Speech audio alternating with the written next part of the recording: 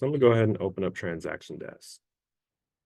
I will give you a forewarning. Mine is gonna look completely different. I just had a Transaction Desk class the other day, so some things might look a little skewed. That's okay. That is all right, even though mine looks it's kind of a mess right now. But that's why I'm about to show you how to clean it up. Okay, so to move some things around your agent dashboard, you're just greeted with your dashboard initially, and this is pretty much your home base. Um, the only thing not the only thing that doesn't look like a home is the icon that takes you to your agent dashboard, which is this speedometer on the top left side. That'll take you to your home page, but it's your agent dashboard. Um, that's one of those qualms that I have with Transaction Desk. The home is for transactions, but we'll get there in a second.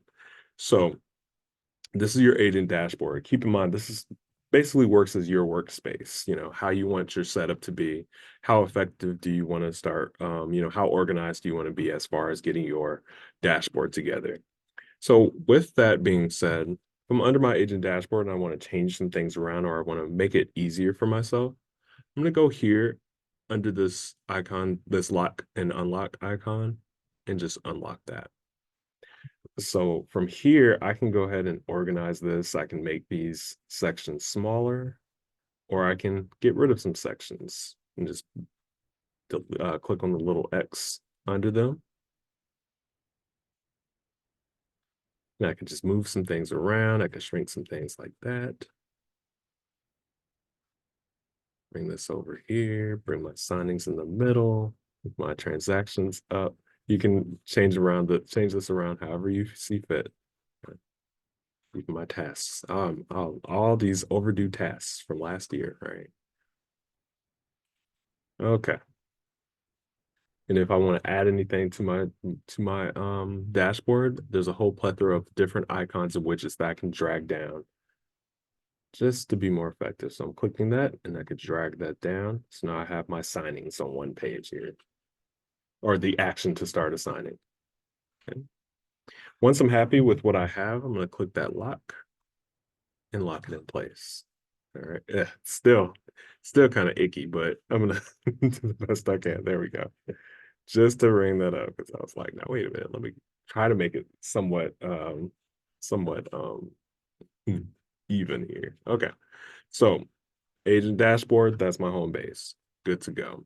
I do want to explore a couple of our settings. So to get to your settings, it's this little gray icon, this little guy up here. And you'll click on that and click on settings because we need to set some things up before we actually start the process of doing your own transactions. How many of us already use Transaction Desk? Okay, all right, Marie. Okay, all right, that's fine. Good deal. So you kind of already have an idea of how to use some things, but it's a good little refresher. Just yeah, okay, you're there. Okay, fair enough. All right. So just a couple things that I'm going to go through under your settings so that I don't make this a complete CE class because I can go on for 3 hours with this. I'm going to just go over a couple things under your preferences option here. So when you're under your preferences, you want to make sure this is kind of how you want some things to be set up. Okay, so if I click on user information, it's showing all the information that's within Georgia MLS with my agent ID, my license number, no number there. That's fine. Just to make sure my information is accurate. Okay. Once I click on office information, this is really where you want to make sure your information is accurate. If there's something is off, just contact us in membership so we can go ahead and update that for you. Email signature. This is where when you send off your contracts and everything, they'll be able to see a little signature if it's a quote or something like that. Automatically there will be under your signature, it will show your office information and everything like that, and also your signature. You can borrow mine. It's just literally make the day great. Just make sure you give me some credit here. Okay. So signature is set. Branding. Branding kind of adds personality to your when you send out requests for signatures. I'm actually gonna skip the fax back cover sheet and everything like that because we're not for faxing for this part. But personal photo, add your picture in there. Yes, I know I need to take a new one. That's like a couple years back now. But personal photo adds a personal touch when you're sending out those requests to sign. And you can also change up your signature, your company logo as well, just to spruce it up some. So it kind of speaks for itself, the branding part of your transactions. So when we're talking about transaction desks, you're really referring back to your GAR forms. Now, if you don't have your GAR forms loaded in here, it's typically because you may not be part of a board or they haven't been uploaded in here just yet. But whenever you need to update your GAR forms license, you can actually go into your preferences and then click on update GAR forms license. And it'll go ahead and ask you to plug in your NRDS ID number. And then it'll flush the forms within into transaction desk for you. Okay. If you ever get to the situation where you have to pay for them on your own, you have an option to do so here. But I don't think I need to go over that part. So that's there. That helps to get your GAR forms in there. I'm gonna skip over where it says login, so we're good there. Okay. All right. Next part here, I'm just gonna go right back to my actually, let me go back to my settings and see if there's anything else I want to tumble with. Nah, not yet. All right. So went over the agent dashboard here. Pretty much organize things the way I see, that'll work for me. Okay, don't judge me. It's my workspace. There's a method to your madness too, and I don't have to be a part of that. Okay. So next part is your transactions. This is where you want to keep everything kind of organized in a way.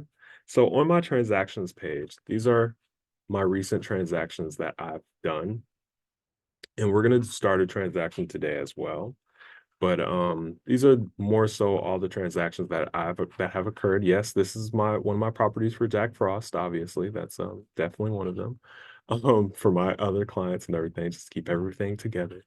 I forget who that was. I think that was Michael Myers or somebody. But this is just another page to keep all my transactions in the same place. If I decide to delete anything, of course, sometimes you may not want to delete any transactions, obviously. But in this case, since I'm in a trainer class, let me show you actually how to delete something. So I have Dorothy Scratch here. I can actually click on that circle on the right side, and it'll get added to my basket. From my basket, I can go ahead and click that trash can to delete anything. Pay attention to this bottom right side because what I'm going to get is a notification as soon as please wait. Okay, there it is. Success. Your item has been deleted. That's one of the notifications that you're able to set up when you're in your settings. So I'm here under my transactions. I've organized them how I need to be. I just deleted a transaction, but you can also sort your transactions to be by name, transaction type, date created, last modified. That's preferred. Just because that keeps me organized with everything and have that last modified by default. I'm able to, if I need to search anything within my transaction section, I can go ahead and type that into the search option here. If I want to go ahead and change from the list view into the grid view of my transactions, I can click that icon. And then it just makes it all grids. Of course, yes, obviously, sometimes it helps to have the pictures on everything, but it's not required. Okay. Whenever we're about to start a transaction, you can either come to your transactions section and then click on that add button. Or if you're smart like me, no, I'm kidding. If you're on your agent dashboard and you add that option to create a transaction on your dashboard, you have the option there as well. So that's just one of those ways to start a transaction. There's a couple ways to start transactions. We're going to explore those a little bit later on. Next page is for your signings. This is for when you're sending your signer requests to your clients. This is how you're able to go ahead and keep track. Oh, not one expired. Several have expired over time. I gotta stay on it. But this is pretty much how you can keep track of who's signing the forms that you're sending out to. Obviously, this happens all the time when I'm in class. I am the last one to sign. So if I'm under show participants, Cupid signed this one, but I did not. So we're gonna get to that a little later on as to how that works. Okay. Of course, once again, if I need to get rid of some signings, since these are expired, I can click on this more options and then click on delete. get rid of something there. All right. When you're under your signings, we're really speaking about Authentisign, which is that part that you're actually requesting your clients to sign something.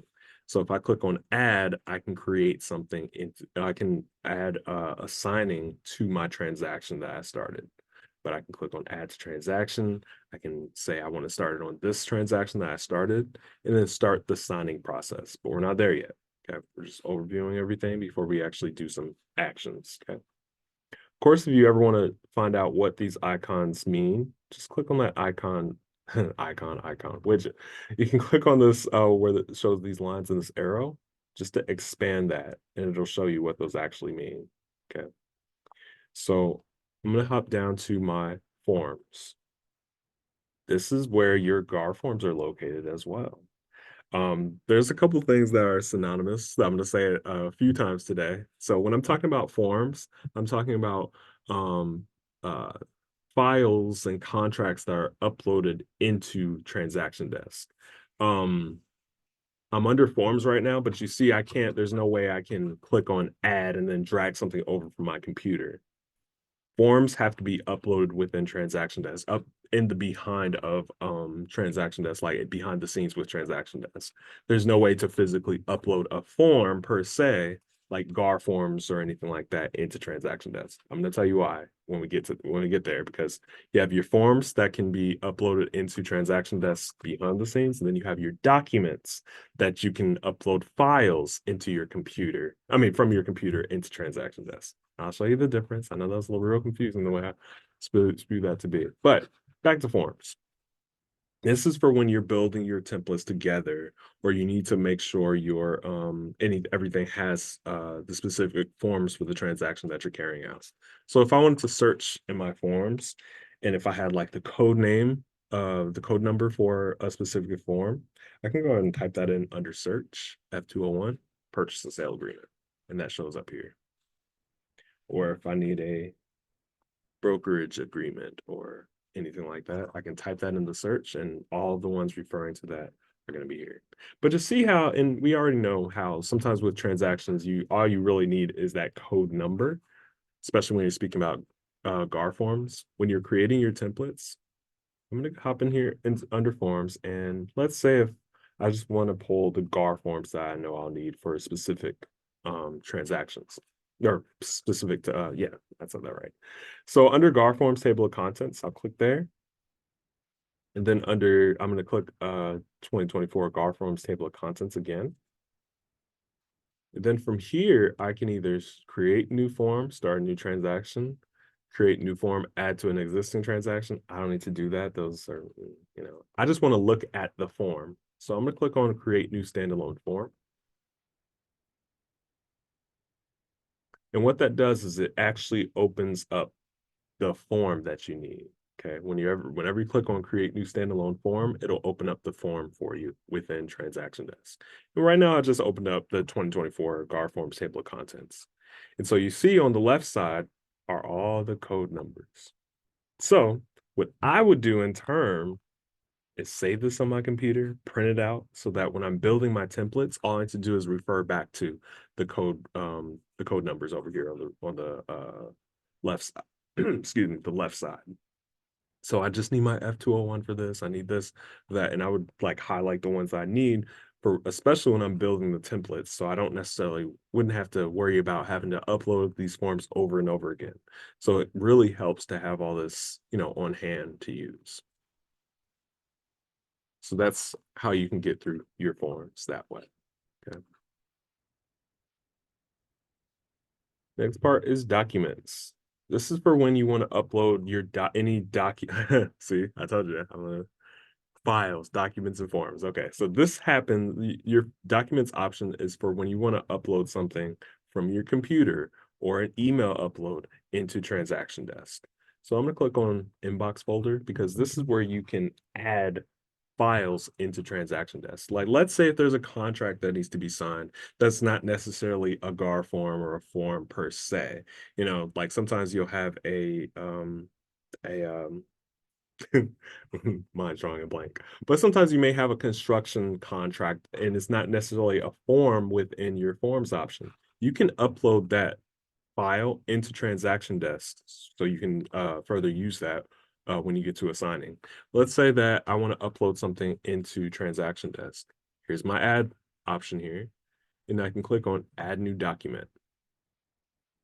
And from here, I can drag and drop a file from my computer into Transaction Desk. So I already have, let's see if I want to upload any of my real estate pictures here, all my AI images. And I just want to drag one in there. So now it's part of my, it's now part of the files that I've uploaded into Transaction Desk. Add new document. I've already uploaded from my computer. I also have I can import from a third party, or I can go ahead and do an email upload. So let's say if I'm out and about and I need to upload, I have this document on in my email that's been sent to me. I download it onto my phone and I want to email it so that I can look at it when I get home on Transaction Desk. I'll click on email upload, and everyone has the Transaction Desk email address that comes with your comes with Transaction Desk, if you will. So mine's andre.tillman.1@transactiondesk.com. I'd click on open an email client, and it would open my Outlook whenever it decides to open. I just updated my computer, so it may take a second. So it'll open up your email client, which you use to send emails from, and it'll allow you to go ahead and upload a document attachment, and it'll upload it into Transaction Desk. So those are your options when we're speaking about documents. Tasks. Your tasks are individual tasks for yourself. These are just for, let's say, if you need to make sure you contact your client about some paperwork, you can actually go ahead and click where it says create task, and then you can assign the task for yourself and make sure that information gets sent. So it's kind of like a checklist for yourself. Once I go back to my dashboard, you'll see that my tasks are all overdue, but you'll see that this is all your tasks are personally for you. Okay. So that's your task breakdown. I'm gonna skip over broker tools, contacts. When you're doing your contacts, this is for when you can go ahead and put either your clients in here, or you can just make sure you put the contacts that you want to be a part of your templates into. Like, let's say if I have a broker, my broker is Elphaba Throp. Everybody know who Elphaba Throp is? Maybe not. Maybe Wicked Witch of the West. Okay, from Wicked. Anyway, so let's say that's my broker. That's a constant contact that I may have to include onto my into my template. So maybe I might want to add them. So I've added a couple clients for the day, so I'm not going to worry about that. But whenever you want to add a new client, you can click on create. You can add a contact from Google or create contact here. From the type, you can add an agent, appraisal company, broker, buyer, condo HOA, general, anything like that that you want to add under the contacts. So if I click on buyer, I go ahead and fill out their name and make sure they have an email address. Now, keep in mind that if you're dealing with the signer, you don't it's not necessary that you add them into your contacts under Transaction Desk. Sure, it'll be advised, but just know it's not required because you can add them when you actually get to the signing part when we get there. Okay, I can only say that a little bit for that. So that's under your contacts part. I'm going to skip over clauses. Here we go. In case you need to add any special stipulation or different clauses under your contracts, this is where you can go for that for adding those. So you can have personal clauses in case there's something that you always want to make sure is identified into your contract, or if there's a specific office clause that's necessary for your office. This is a great place where your office can put those in here as well.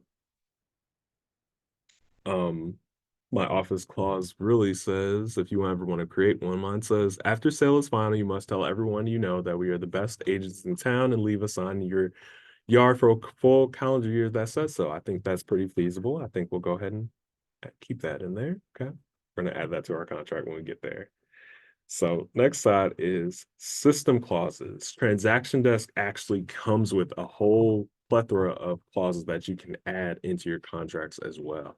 So if I'm under search, I can say something like buyer. and it'll pull up the contracts with access to property buyer, and it'll come up with all the different clauses that come with transaction desk itself. So it does a pretty decent job with being a resource in that form. Next part is templates. This is what we're going to build a little bit today. Checklist manager is basically a check, let's say a itemized task list within a transaction. So you're able to add a checklist into your transaction. Um, basically an itemized list for your client for whenever you need to go ahead and add a checklist into your transaction for your client. That's all it is. Transaction templates. This is where we're going to spend a little time today, just because we need to build a template for the day. So when you're building your template, you just want to keep all the forms, all the resources that you need for said transaction that you're going to make. So when we get there in a second, we're literally going to get there in 1 second. There's a couple places to start a transaction template. So we're going to get there in a second there. Partners. These are all the other partner services within Transaction Desk. This is kind of where our support drops off. So if you want to explore this option, that is there.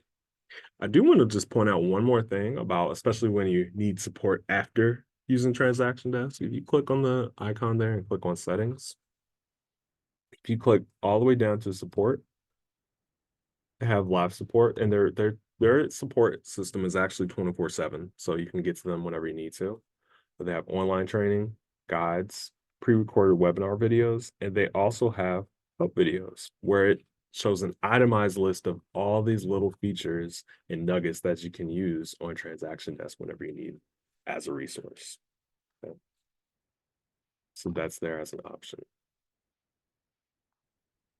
All right. So now let's go ahead and build a template for today. So like I said, if you have the option to create a template on your dashboard, which I would highly advise to add to your dashboard here, if it's not there, you can just click and drag that icon down there wherever you need to block that up. You can click there to create a template, or you can go down to templates and then click on transaction templates. A lot of different ways to get to it, but I'm just going to go for my dashboard and I'm going to click on create templates. So from here, I'm going to click on add to create transaction template. So we're going to come up with a name here. I wonder what type of template we're going to make. Spoiler alert. And all the different templates that I have for buyers, buyers. I think we're going to do a buyers template for today. I have to keep track of these because you'd be surprised how many I do in a year. And then they expire because the year goes by and then all the GAR forms are old. Then I can't load any of the templates that I use. So every year I have to kind of create some new ones. So just going to do buyer's template for today. I'm going to go ahead and make this a residential sale and click on save. And this is the process of building a template for the transaction that you're going to carry out. Okay. So details, I got everything set with that. Checklist. Remember how I said the itemized list of tasks within the transaction for your client? This is where you would add that template. I mean, add that checklist. I'm not going to add one today, but maybe I will just for today since I added one in the other day's class. So I'll just add that checklist. It's really some nonsense, but So under contacts, I'm going to add existing contacts. Now remember, this is what I said about contacts and why you wouldn't want to go ahead and upload your current, like a potential client, into this template, this template here, because it's just that it's a template. So if you're dealing with one client and you upload that contact into your template, you're gonna have to take them out every time when you upload this template per se. So you don't want to put the interchangeable clients into this template. But I will go ahead and put my broker, which is I wonder if is Bruce Wayne my broker today? Nope, just the buyer. Can't have that. So I would just do Alphabet Throp today as my broker. Come on out. There we go. Oh, I have a whole plethora of buyers too, by the way. I got Carol Danvers, Clark Kent, Donatello, Dorothy Gale, Scrooge. Oh yeah, that's that wintry house that I had. But like I said, let's keep that together and go ahead and add a constant contact that I need on all my contracts, right? So I'll save that information. Down below, documents. This is where you can add the documents that you've already uploaded into Transaction Desk. I'm going to click on, oh, didn't mean to click on folder. I'm going to click on add document. This is another opportunity to upload a document from your computer into Transaction Desk, even though this will only be on the template, not necessarily within Transaction Desk. I can upload it from my computer. I can copy from Docbox. Docbox means it's the documents that you upload on Transaction Desk. So I'm going to click on inbox folder, and I've already uploaded the document that I wanted. And remember, I added that picture from earlier, but I'm gonna leave that off this time. So I'm gonna click on save. So I uploaded the documents here, the document that I wanted. So remember, that's what I mean about it's just the documents that you want to add into Transaction Desk, not the ones that are in there by default. That's why now when I click on forms, I can add the forms that are already in Transaction Desk into my template. So for this example, it's like what forms do I need for a buyer's template? So obviously the easiest one, remember how I said if you know the code numbers or print that out, I need my F201. I can just type in F201 and click on the check. What's another one? Buyer's brokerage. Let's see. Or exclusive, I forgot. Buyer exclusive, right? Contingency. What about FHA?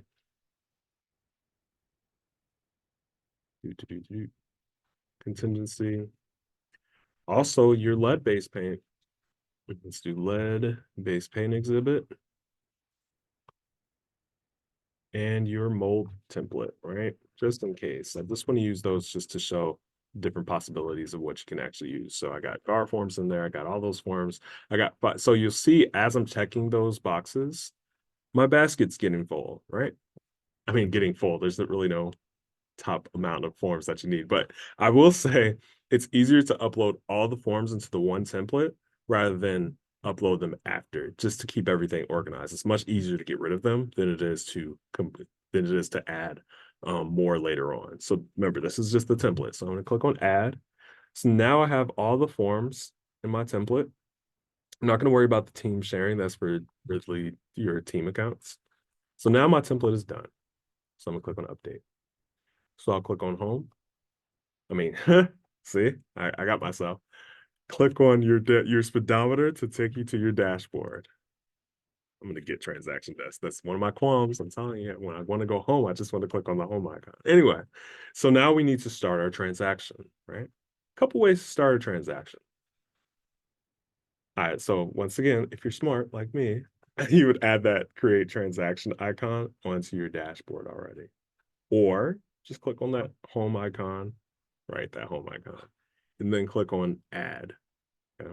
So I'm just going to click on add here, and I'm just going to start a transaction, but I'm going to show you why it's not going to come together like I want it to be. So let's call this one. Well, I'm starting a transaction, so I'm just going to start this one. Let's do, what's another? Who's a client? Oh, yeah, Bruce. Bruce Scratch. I'm going to call this Scratch just for now, because when you're starting a transaction, typically, yes, you're going to call it an address that you have. But for this one, I'm just going to call it that. I'm going to select the buyer's template that I had. I'm not going to import any data because I'm going to go in from scratch. So I want to make sure I use the wizard. I'm going to click on create. And it starts the process of building that transaction. So details, and obviously this is why I call it scratch, because you can fill it in from scratch. But obviously I'm not going to do that. We don't have time today. But that's one way to start a transaction. So as I'm clicking next, you'll see the contacts are in there along with my forms as well. So okay, that's one way to start a transaction. Another way to start a transaction. Let's say if you so happen to be on Connect MLS Yes, this is a plug telling everybody to get on Connect, but you'll get over it. So let's say if I am on a transaction or I'm on doing some search for a client and I know that this is the property that they want for their transaction. Ooh, these are nice. Hold on, I'm gonna get that address. So let's say if I pull an address up on Connect MLS, even though this is coming soon, I'm gonna click on it anyway. Maybe it'll load.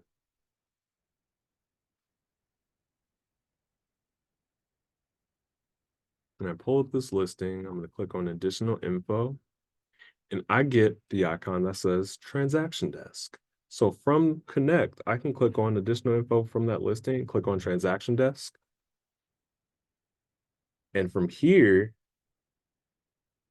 I can start my transaction. I can add that template that I made already, that we made, make that residential. It already has the numbers in there for me.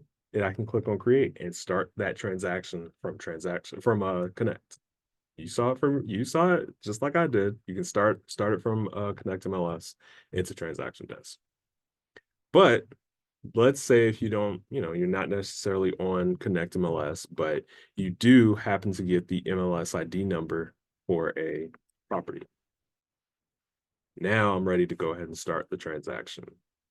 I'm going to click on create transaction. Told you I made the shortcut on my front page there. And I'll call this 559 Summer Breeze Court. I think that's what it was. I get real creative with these street names. But anyway, template. You select the template that you need. You want to click on the import data as residential. And you're going to go ahead and put that MLS ID number in there. Use wizards, set me as a selling agent, click on create.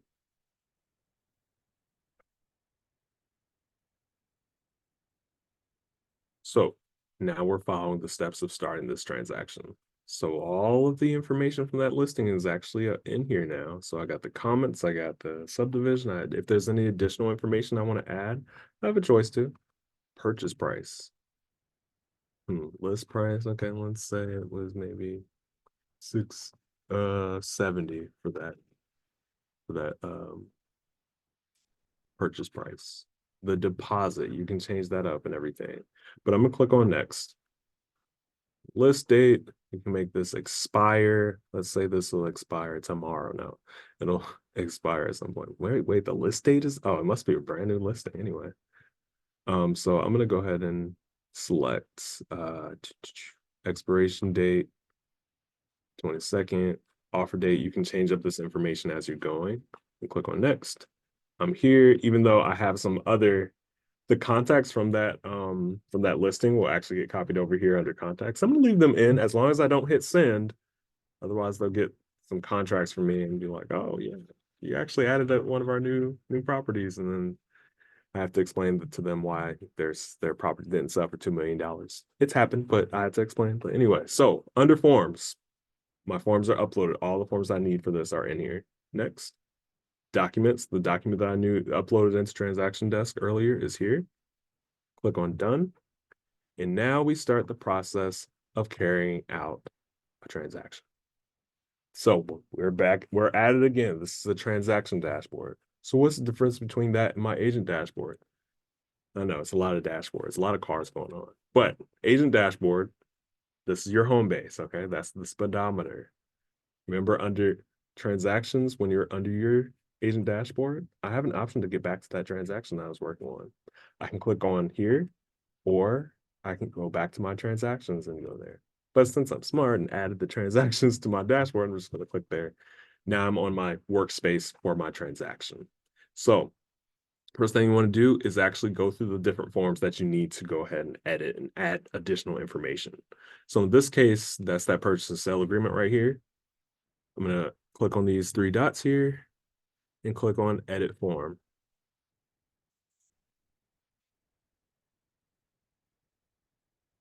And once it loads up, it has some information in here that I already have, right?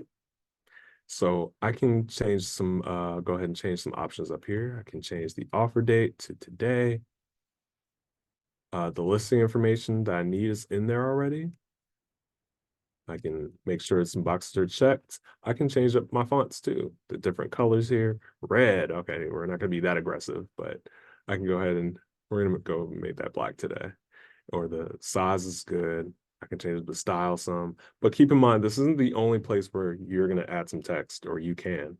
But I would go ahead and add the information that you need in this form right now for the time being. So for today, obviously, I'm not going to go through this and add some other things. I will go ahead and add the earnest money must be, let's do 500,000 for the day, right? Okay. As of offer date, you got to pay up that amount.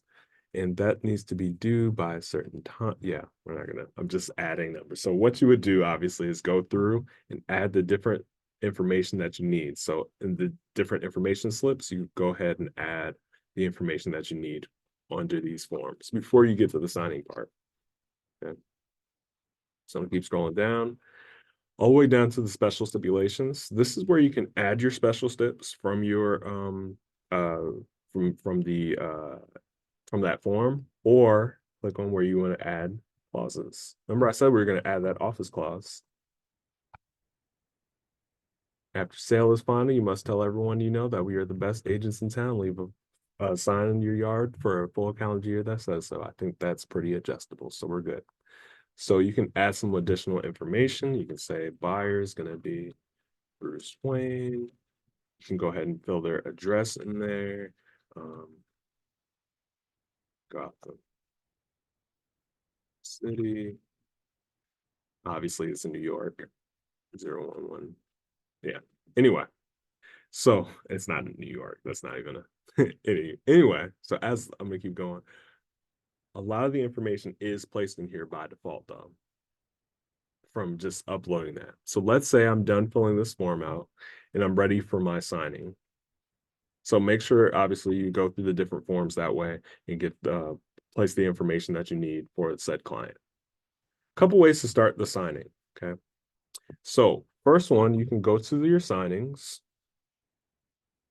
and you can click on add.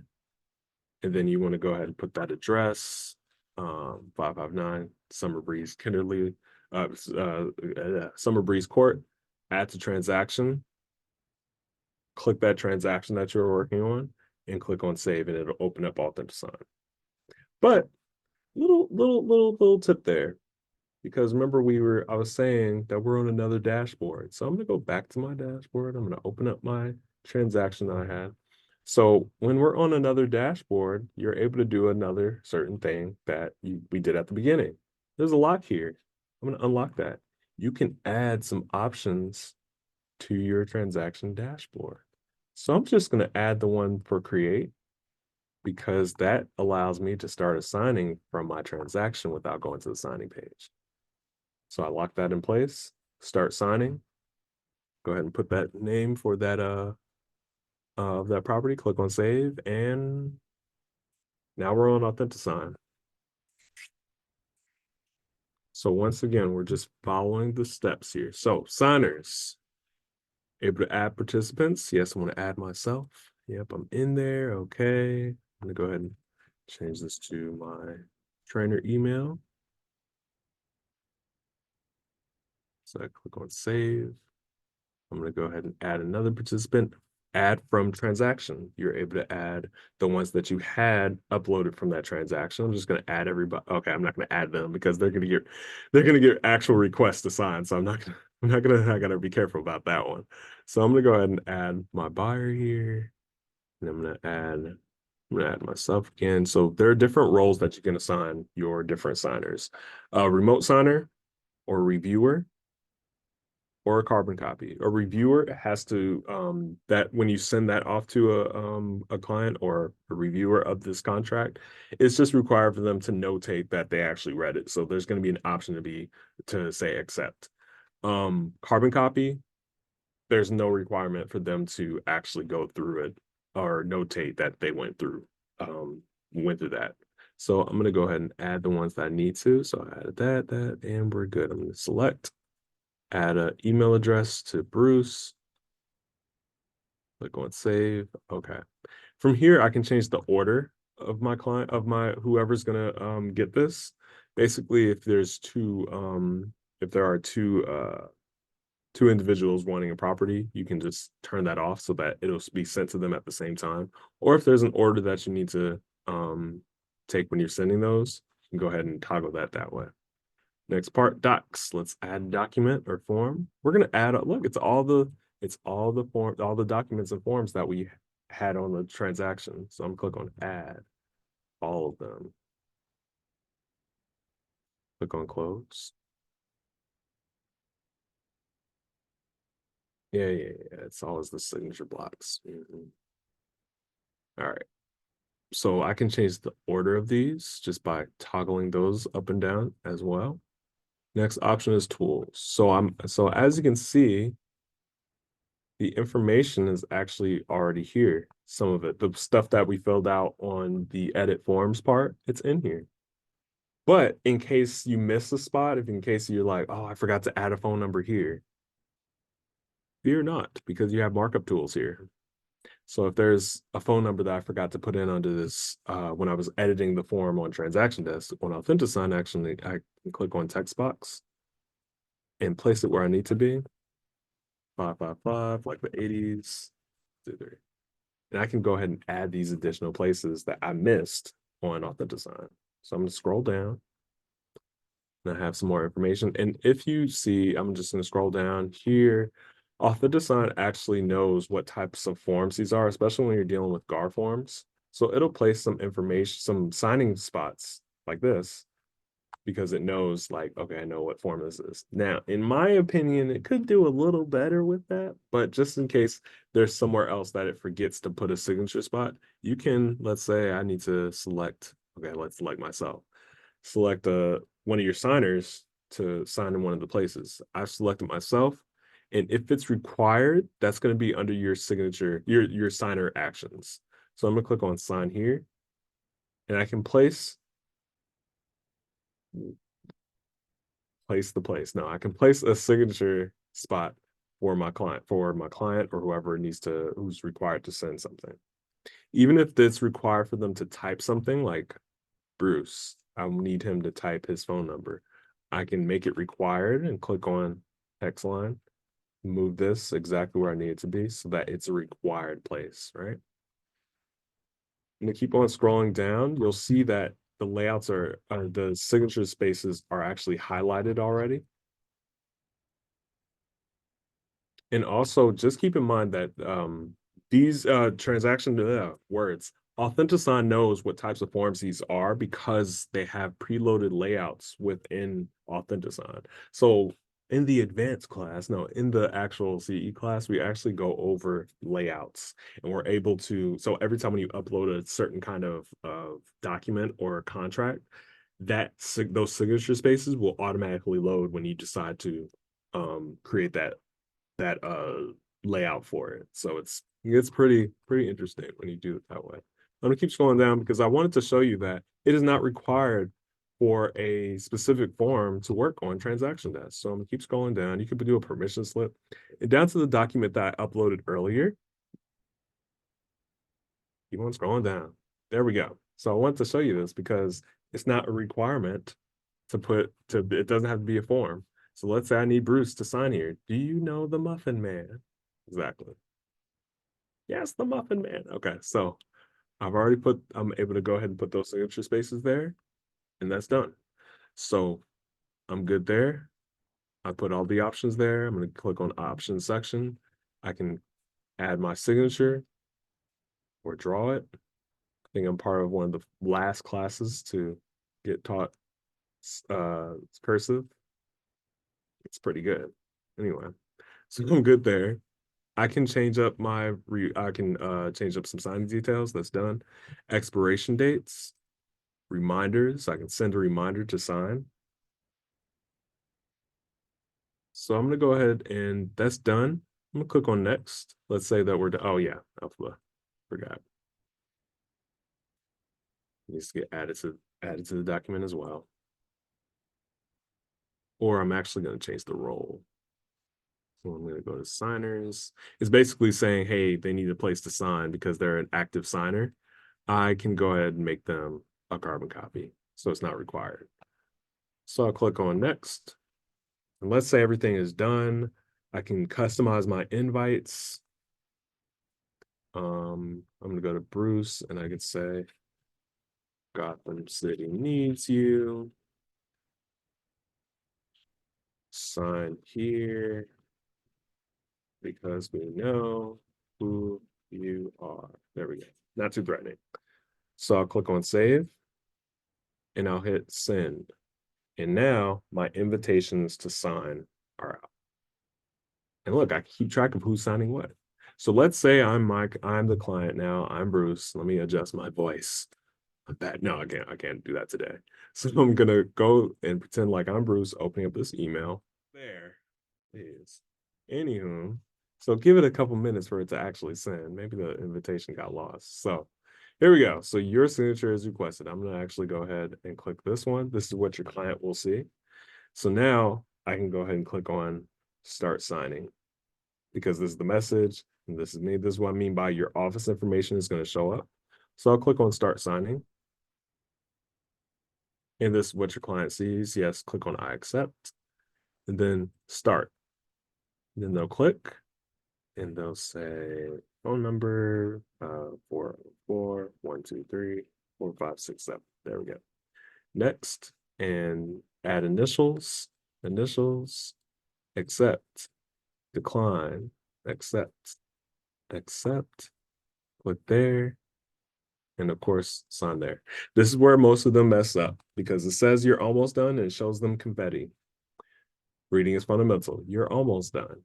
So click on complete signing to make sure it's done. Now it'll say, congratulations, you're all done. And now back at home, but back in Authentis, back in a transaction desk. I'm gonna go to signings. And it shows one of two is completed now from that. Okay. So you guys can pretty much do what I kind of just did today. Just explore some ways of getting transactions to yourself. What I would do from this, build the templates that you need per client that you may need. If you're dealing with buyers, sellers, or any contractors, build those templates out so the forms that you need are ready to go when you're ready to make that type of transaction. Okay. So do what I did. Send the contract to yourself just to see what the client sees in that regard. All right. Any questions on anything we went over?